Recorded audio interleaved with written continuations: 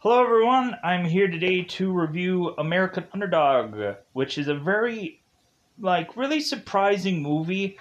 I went on to, I immediately thought that this was just going to be another football film that was going to be so focused on football that there wasn't going to be a unique enough story out of this thing.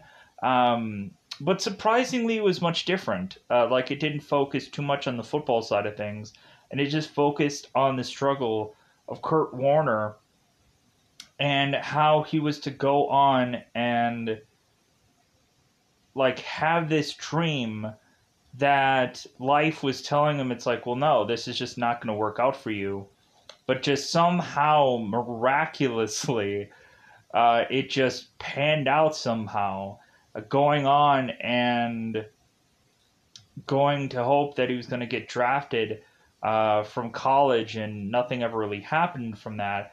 And then going on to certain teams, which he just kind of had to go on and try things out, and they didn't work out. But then he went on to be a part of arena football thing as a quarterback, and things just started to build from there.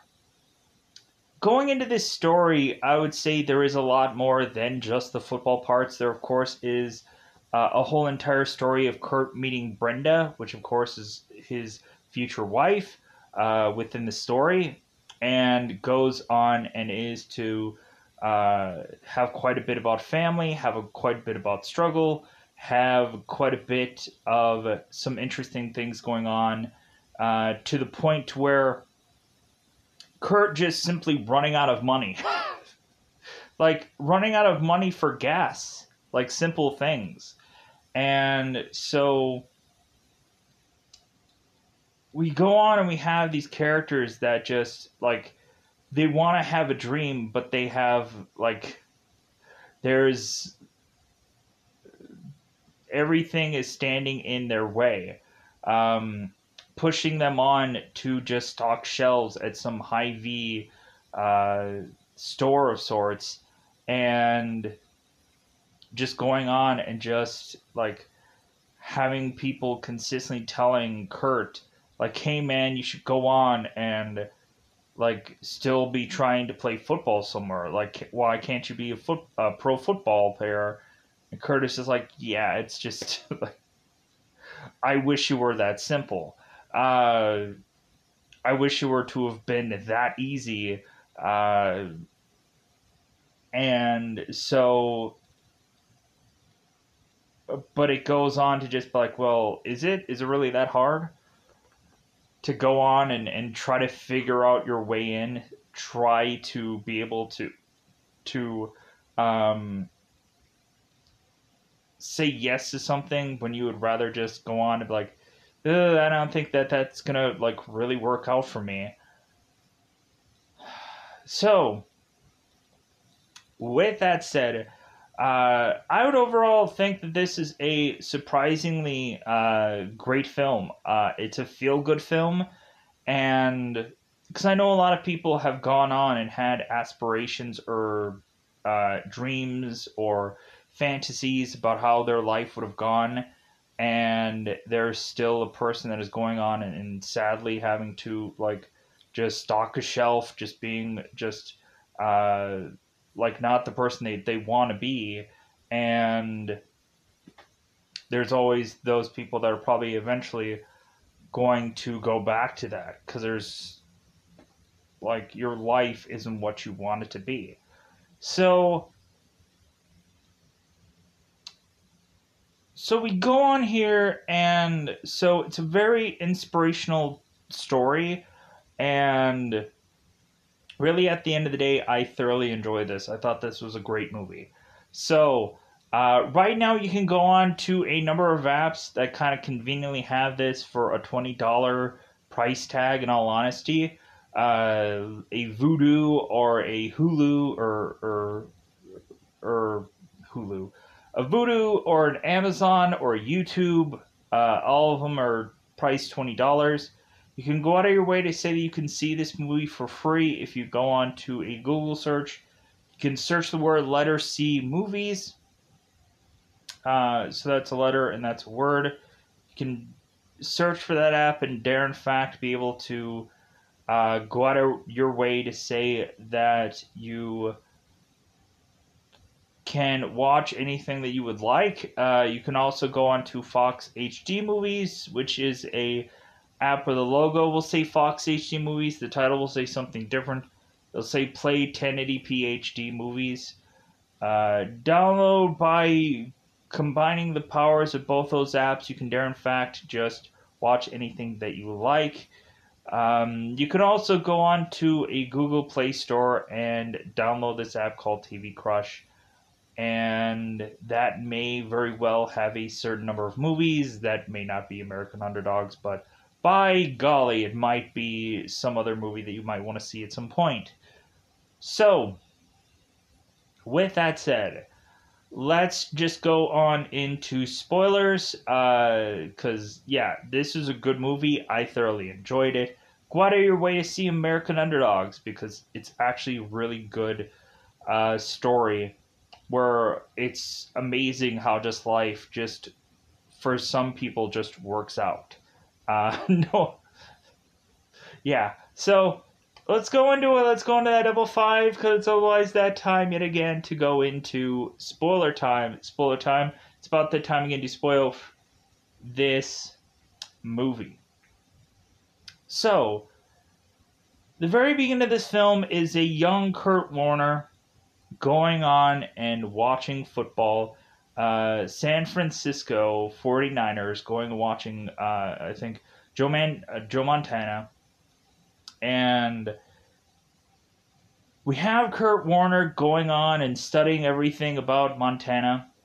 And so, as I guess his brother is wanting to go on and play, of course, video games instead. But we have Kurt, who is just going on and trying to mimic his favorite football player, going on and trying to throw a quarterback pass and so on and so forth. Going on and having Zachary Levi giving us this story and telling that the one focus thing that Montana was to have was to stay in the pocket, and that'll be kind of Kurt Warner's kryptonite for a bulk of this movie, is having to stay within that pocket of offensive linemen, so he can go on and be able, or he'll be protected to be able to toss the ball. So, cue us having, of course, Kurt Warner now in northern Iowa, of course, playing for the Panthers for football. So we, of course, have Kurt that is to love to go on and really just kind of get away from any number of his offensive linemen, to go and just chuck the ball. And we, of course, have his coach, who I believe is Coach Allen, who, of course, is to just rag on Warner consistently for not staying in the pocket. For that, he's going to go on and, basically, he's going to get the touchdown, he's going to win the game, whatever, but we have it to where this guy just goes on and is to consistently not be where he should be, consistently. So he kind of just does whatever, even though the end result is maybe winning the game. Still, it is what it is. So, and that's the reason why we, of course, having Warner, who's just not getting any playing time, is because he just doesn't want to get hit, or he just doesn't want to stay with all of his offensive linemen that are technically protecting him. So, and that's why he's not going to start on this Panther team, and he gets very few plays to actually play. So we finally have it where Kurt Warner's character is talking to Coach Allen, and he realizes that there's going to be a very small window for him to ever be able to get drafted on any pro team because this guy does not start enough. So Kurt Warner is desperately going to coach Allen to like help him figure out how exactly he can go on to be able to start for this team. Like he'll go on and do anything just so that way he can go on and possibly be a pro quarterback. So they kind of force him to learn to either take hits or to go on and learn how to stay in this pocket. So of players. So we seem to have it where let's go and talk about Kurt getting with Brenda. So Kurt is to go with a friend, I think his name is Mike, to go on to a bar. As we have this friend of Kurt that's kind of giving him this this belt buckle that he's like, I'm not wearing this. So we have Kurt that goes to this bar and is to all of a sudden just kind of be looking around to find Brenda is the only real like standout woman inside this bar. And Curtis will also realize that this girl is to be on some calendar, and he's like, whoa, like maybe I'm getting out of my league here. So all of a sudden we just have it to where Kurt is seeing Brenda, and like he's like, man, I just want to win this girl over. So we go on and we have Kurt going and talking to his friend and mentioning that's like, hey, like, I need to learn how to dance. I need to learn how to do these, like, these barn dances, these whatever, I need these do-si-dos and all that. Like, I need to learn how to do all that. And his friend is like, okay, like, because Kurt Warner, like, doesn't like country music, but, like, he just wants to win over this girl. So we have Kurt learn these dances, and so Kurt goes to this bar again and is to re-meet up with Brenda. And so Kurt kind of pushes this one guy aside to have him dance with this Brenda, and Brenda's like, well, it's about time. So Brenda and Kurt start dancing, and so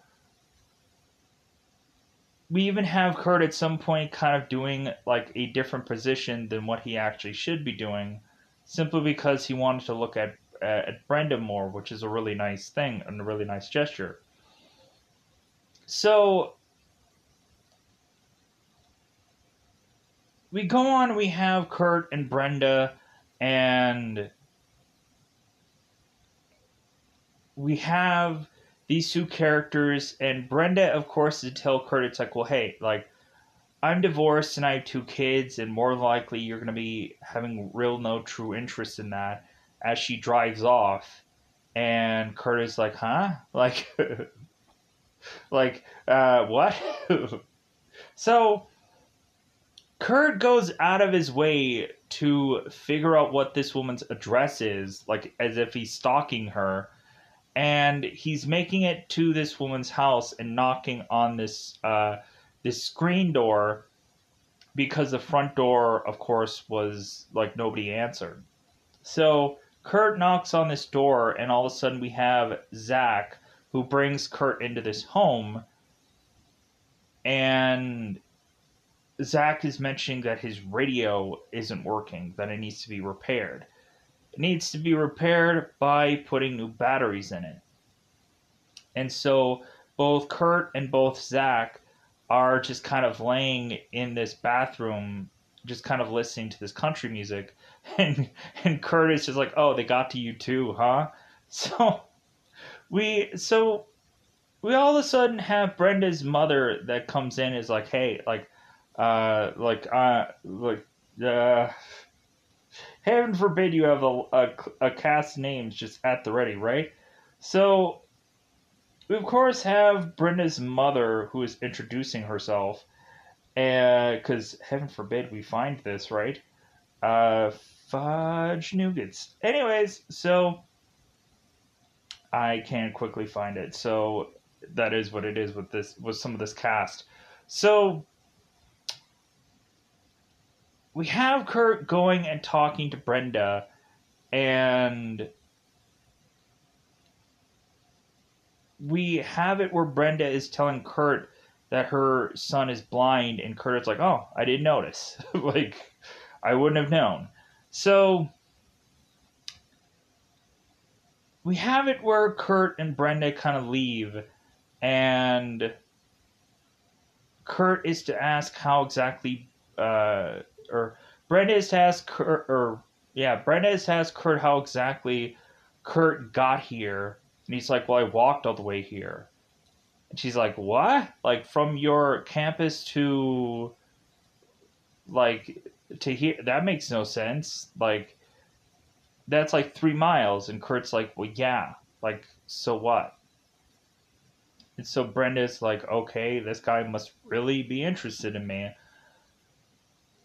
So Brenda goes on and is to give Kurt his or her phone number, and he's like, "Well, it's worth it. It was worth it to walk all these 3 miles and then walk all the way back." So we have Kurt calling Brenda, and so Kurt is asking Brenda out on a date, and so Brenda's like, "Well, what are we gonna do? Walk somewhere?" And Kurt eventually shows up with a car, and so both of them are, of course, going on to, of course, eventually make it on this date. So we push on, and we have Kurt, who is to try to get drafted. And so we have Zach, who is having his birthday party at the same time. And so Warner is saying, like, "Hey, I'm going to go and see if I can get drafted, and then I'll go to this birthday party." So Kurt is just kind of watching, anticipating for him to possibly be drafted, and he never does. So Kurt goes to Zach's birthday party, just kind of defeated, and we of course have Brenda's like, "Well, hey," and Kurt's like, "No, no." So it's like, "Well, I'm sorry." It's like, "Yeah, there's nothing you can do." So we push on and have this character that is to have, I think, his father making a joke to him about like, "Hey, I think the Bears called," and Kurt is like, "What? Like, are you joking with me?" And the guy's like, "No, the Packers called." And he's like, "What?" And so Kurt goes on and is to, of course, get like the finding out of that he's gonna get this like $5,000 signing bonus. I'm like, man, that's money. Like that's money. Like that isn't a lot of money. It's money. Like man, is that great? Kurt goes on and is to buy this car, thinking that like man, I'm gonna be a Packer forever. I'm gonna buy a car that's green because I'm a Packer, and Packers forever. I'm gonna be on this team forever. It's gonna all work out. Kurt goes on and is so excited, and I love his enthusiasm. So Kurt goes on and is like, man, like I'm living the dream, and so on and so forth. Kurt goes right to work with the Packers, and simply because he doesn't know the plays yet, they go and they boot him. They basically like, "Oh, like 1 day out, yeah, like you're gone." And he's like, "What?" And it's like, "Yeah, like you're gone. Goodbye. Sorry." And he's like, "Oh my god." So all of a sudden Kurt is now just like, "What do I do?" Just like, oh my god. So we have Kurt that's just going on and stocking some shelves at some Hy-Vee store. And I'm like, yeah, I know what that's like. And he's doing like the overnight shift. I'm like, yep, know what that's like. It's miserable. And so we go on and we have Kurt who is doing these shifts, and I'm wondering if he ever had to like unload any trucks or if he just was like stocking shelves and that's all he ever did. Because stocking shelves, like especially if it's like a general store, like that sucks because you have to go and you have to specifically like figure out every single like food and if it expired or not, and you have to go through and make sure that whatever the new product is gets pushed back to the back, and then the older product gets pushed out in the front. And like it got to a point where supposedly for every store they're like, hey, yeah, like we really have to check on all the dates of every single one of these things. I'm like, I don't have the time to do all of this stuff. Like they only gave me like 8 hours, and I'm like, I don't have the time to like, I don't have the time to not only check every single box to make sure what the date of it is for like a whole entire store that made no sense to me. But like, so man, I can understand just like the process of what of how just defeated Kurt was. So we go on and we have, of course, Kurt is looking at this uh, picture of like this Wheaties or cereal box with this football player on it. And so, of course, we have this other worker who, of course, was to be called Marshall. That's like, hey, man, like, why aren't you doing that? Like, why aren't you like being that guy? He's like, well, like, like it just didn't work out. So they're going on and they're like playing like football with cans and so on and so forth. And so we go on and have them mess around. They go and have Marshall fall over one of these displays and knock all this stuff down. And we, of course, have one guy who's like, come on, guys. Like, come on, guys. Come on, stop messing around. Come on. Sadly enough. So we push on, and so we have it where Kurt Warner is getting this opportunity to go on and play for the Iowa Barn Burners, I believe is what they were called, with Jim Foster. So Jim Foster is coming to Kurt, and Jim Foster is telling, of course, Kurt here that he's going to go and have a team be built around him. And Kurt is just like, I'm sorry, but that's like arena football. That's like a circus. Like, I don't know about any of that. So Brenda, in her mind, is just thinking, it's like, well, it's football. And Kurt's like, well, it's a different kind of football. But it's football. It's a football that pays. Like, just live your dream. But anyways, but like I can understand Kurt. It's like it's a different kind of football. But so Kurt is just like is kind of just still just going on and just stocking shelves. And so Brenda is trying to go to school, and we get to the point where like no bills are getting paid basically. Yeah, worst comes to worst scenario, like everybody has been in that same kind of situation where all of a sudden, like, freaking, you have no money to pay for anything, and you're just like pay Peter to pay Paul to just, like, there's, like, you go on and you do this job and you're only getting like $100 a week, and you're just like, I have no money for anything. Like, I have no money for anything. So we get to a point where Kurt is talking to Brenda, and like there's no way for them to be able to pay certain bills. And so they have no heat in the house. And so Kurt goes on and is to take his family to his mother's house that can have heat.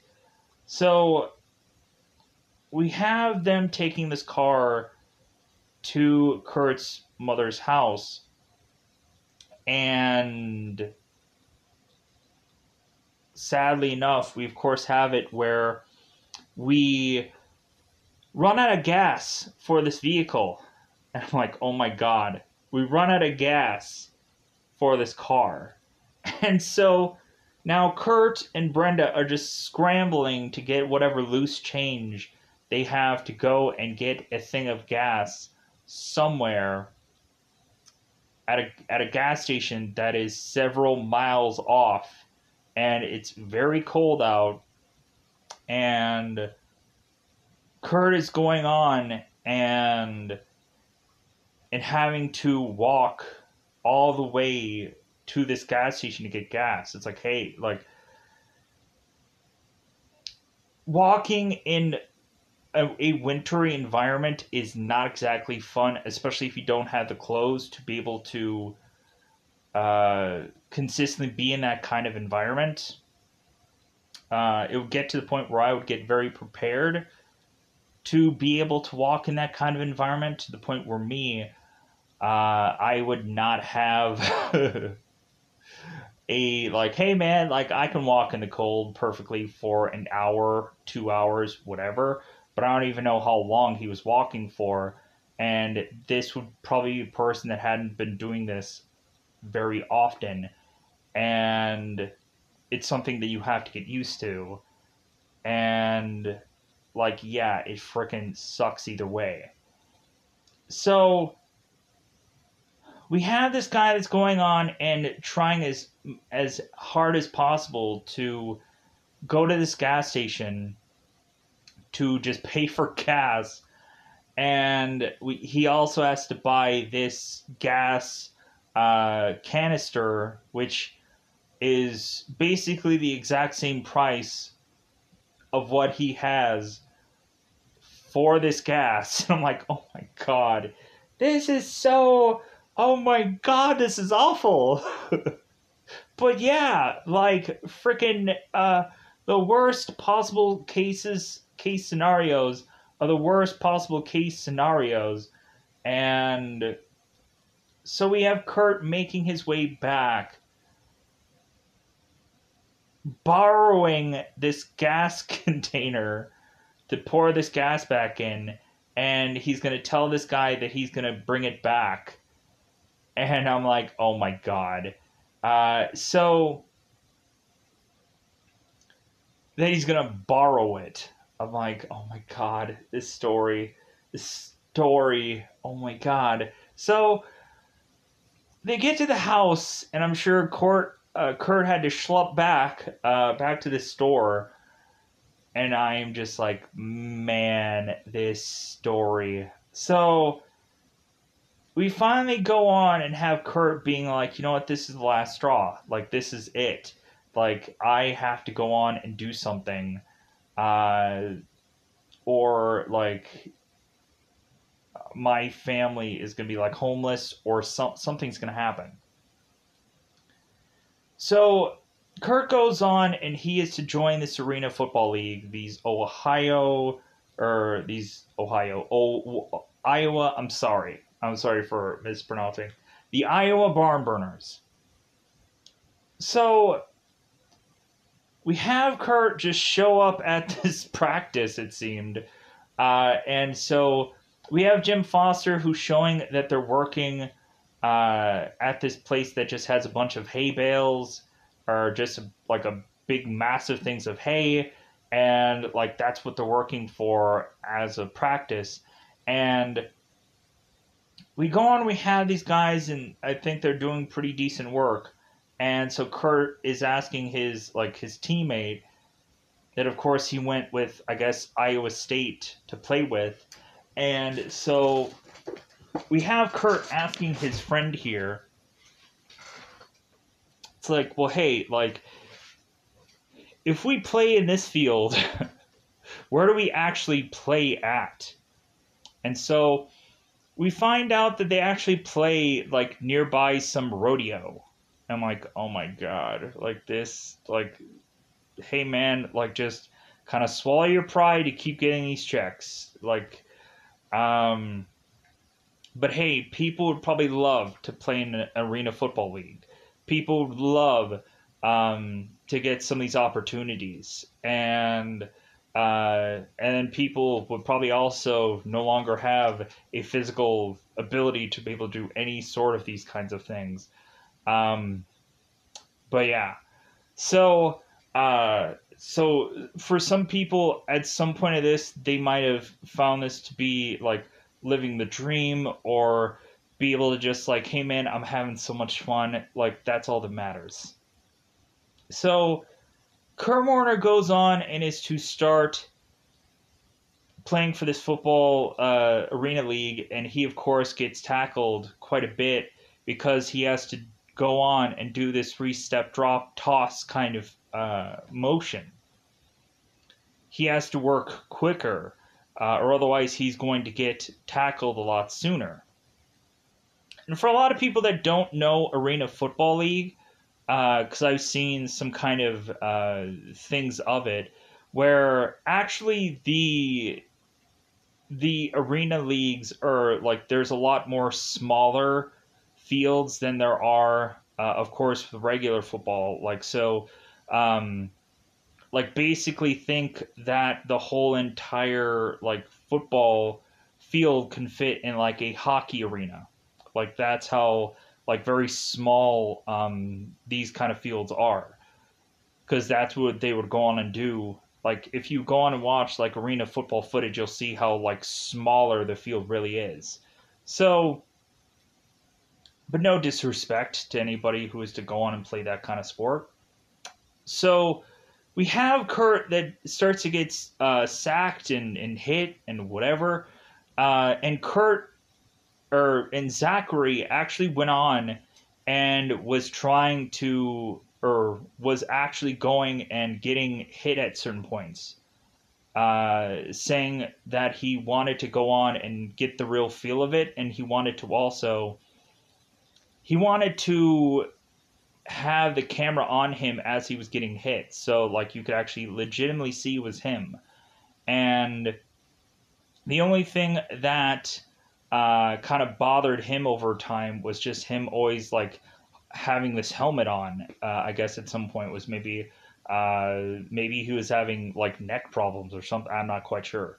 Um, like I heard something about that through his interview, and I thought that was kind of interesting. I was like, well, yeah, like a helmet is really just something to get used to, as well as like the equipment, because I know for me, I would start to just get sick a lot whenever I would just put a lot of football equipment on, because I'm like, I'm freaking dying, and I would just get dehydrated like all the time, just because like I just couldn't get used to the football equipment. It was a thing I could not get used to.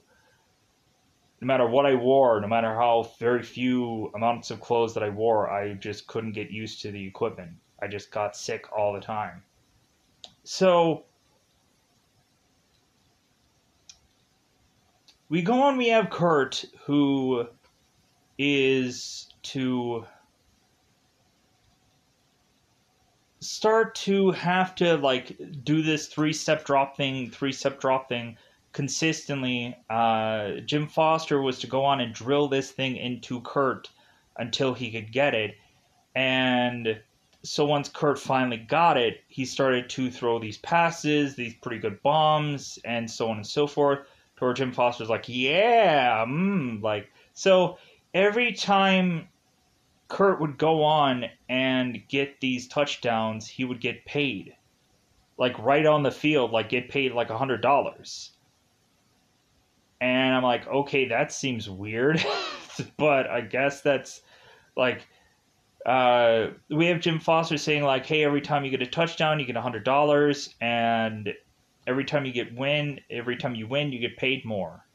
And Kurt's like, all right, well, I'm going to try to just continue to get these touchdowns so I can continue to just get money for my family. So Kurt more and more would start to separate himself from his family. And so Brenda would get to a point where she's like, well, like I just can't see my husband, and to the point where she would just want to see him. So she surprised Kurt by showing up at some football arena, and so Brenda was wanting to go on and see her husband but surprise him. But like since she's surprising him, like she can't just go on and say who her name is and they'll let her in some gate. So all of a sudden Warner is realizing that Brenda is there, and Brenda is to go on and lose Zach. And so Kurt is going on and telling Brenda, like, hey, like, you shouldn't have surprised me, because there's whole red tapes and stuff like that you have to go on to get to this point, and so on and so we have it to where both Brenda and Kurt like are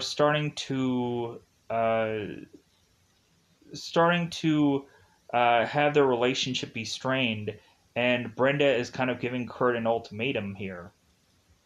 And Kurt is to go on and is to give Brenda this touchdown jar, and is to say, it's like, well, hey, like I'm doing this all for you, like I'm doing this all for our family.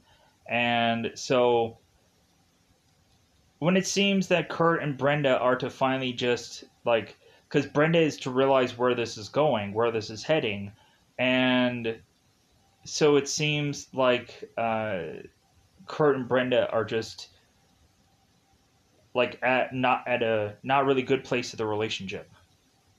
So Kurt goes on in the very next arena football team game. He's just very distracted. It's obvious, and we have it to where Jim Foster is telling him some play, and he's just like zoned out. And so he's like, oh, okay, I got to focus on this game. I got to win this thing. So we have Kurt going on to make it to the semifinals, and so on and so forth for this arena team. And so we go on and have Brenda, who is calling Kurt at some point, because I guess her family in Arkansas had been hit by this tornado. And I guess this had taken Brenda's family in this tornado, which, like, I'm hoping that's how the story plays out, because otherwise. So we go on into this story, and so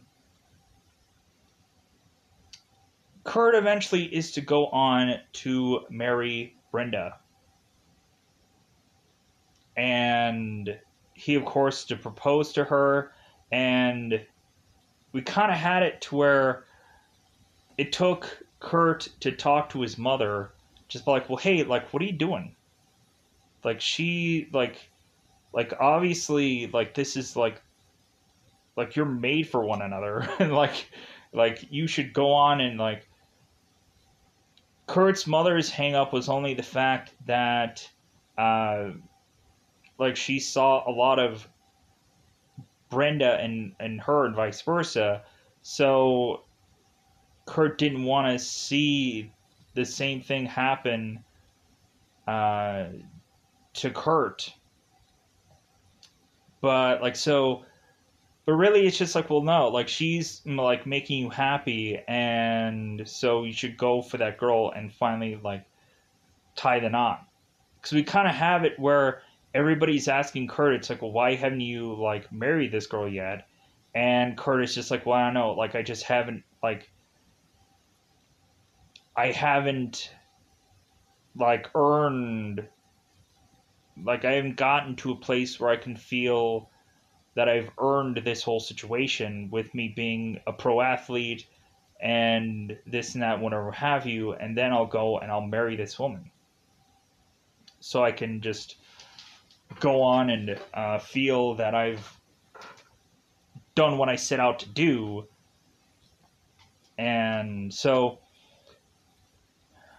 Kurt goes on and, of course, is to be hired by the Los Angeles Rams, or the LA Rams. So Kurt is to go on and be just like a certain string quarterback. And so Kurt is to immediately just have the offensive coach just like, I hate this guy. Like, I hate him. Like, I don't understand why he's here. Yada, yada, yada. Like, so we go on and we have Dick Vermeil, or Dick Vermeil. Let's say it correctly. Hopefully somewhere in there. So we have this guy, we have this coach, this head coach, who is just like, well, like, there's something about him. I just believe in him. And so we have Kurt, who is going through these practices, trying to do his best. And so all of a sudden, one of their, I think Kurt is second string. And so this first string quarterback ends up going down for the season. And now they have to rely on Kurt to now start to win them some games here. And so we, of course, have this offensive coach who takes Kurt into his office. And Kurt is just like, God, this offensive coach guy, like, just has it out for me. Like, he just hates me, and so on and so forth. And so now Kurt is in this guy's office, and at any point we're just thinking that Kurt is just going to get fired here. Like, every turnaround we're just thinking that this is not going to work out. And we had it to where even, like, the head coach was talking to Kurt and saying, like, well, hey, like, I had to take some time away from coaching, and I realized that that time away was to give me so much experience that when I was to turn around and become this head coach again, that, like, I had all the tools from all the stuff that I learned to make me a much better coach. And so with that said, I think for you, Kurt, like, it's the same thing. Like, you had to go on a journey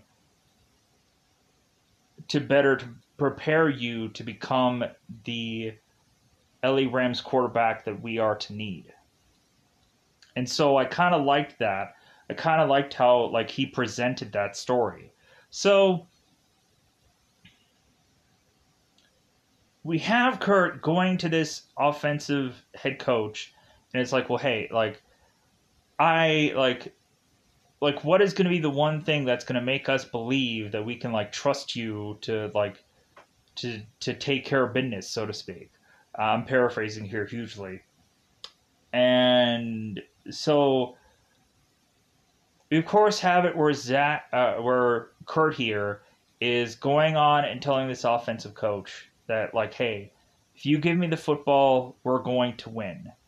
Like, trust me, kind of thing. It's like, because we have it where this guy has no trust in him. He's like, what's going to make me believe? What's going to have me in trust in you that you're going to go on and do what no one else can? Kirk goes and talks to this offensive coach, and is like, okay, all right.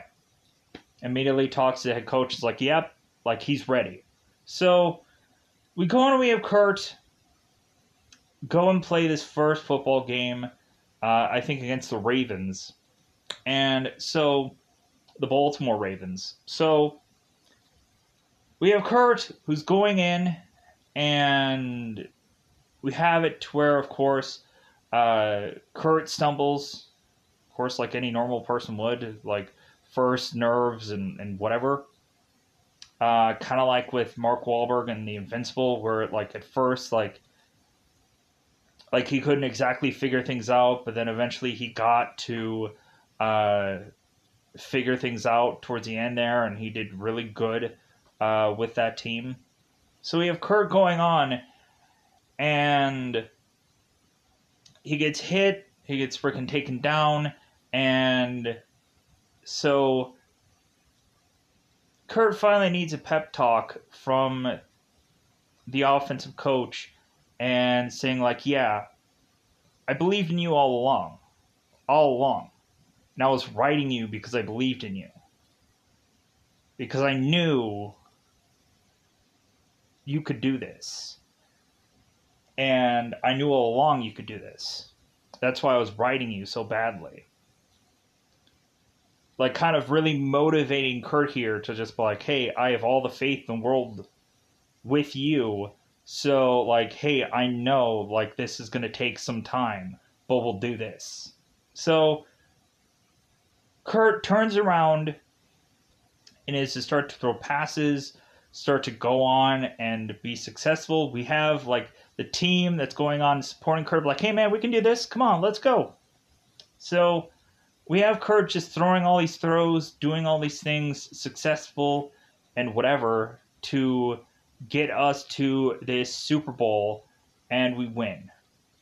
The LA Rams. The story is to be a winning combination at the end. Giving us, instead of having Zachary Levi recreate this whole like Super Bowl speech and everything like that, we instead hand it off to the real people that are to be a part of the story. That would be Kurt Warner, and we're showing the real Brenda. We're showing all the real characters, and I'm like, okay, that's a nice like handoff, kind of, so to speak, and to really show the real people involved. But like, a lot of these guys were to go on and do this really tough story, this really hard hitting story, and like delivered it in such a like a very interesting and beautiful way. So with that said, I think that's all I can go on and say about this story. For a little bit of like the after credit stuff, where we go, or after the whole thing really ends, we go on and we have like Kurt Warner, who of course was to go on and be inducted in the Hall of Fame, because of course like he was like the MVP of that year, and like we have also that like offensive coach who was saying, it's like, well, hey, like you're too old to be a rookie, but you're like too green to be like a veteran, and so it's like, man. So we have Kurt, who is to go on and have this hugely wildly successful career, and go on to have like 7 kids, and yeah, just go on and have this big massive success story out of nowhere. Which is kind of an interesting thing of just like, man, just a huge success out of nowhere is the big massive thing coming out of this story. So with that said, I'm gonna go nowhere but out of here. So goodbye, everybody. Bye, everybody. Oops. Hey guys, one little mess up. I realized after the fact, because I Google searched it, and I accidentally had said barn burners, I believe, for the Iowa arena team. I accidentally said barn burners, and I think it was actually barn stormers. So if I said that incorrectly, I apologize. But anyways, I'm gonna go on and get out of here. Bye, everybody. Bye, everybody. I just wanted to have that quick little correction, even though it probably more likely may not matter. But I just wanted to just say that after the fact. So, bye, everybody. Bye, everybody.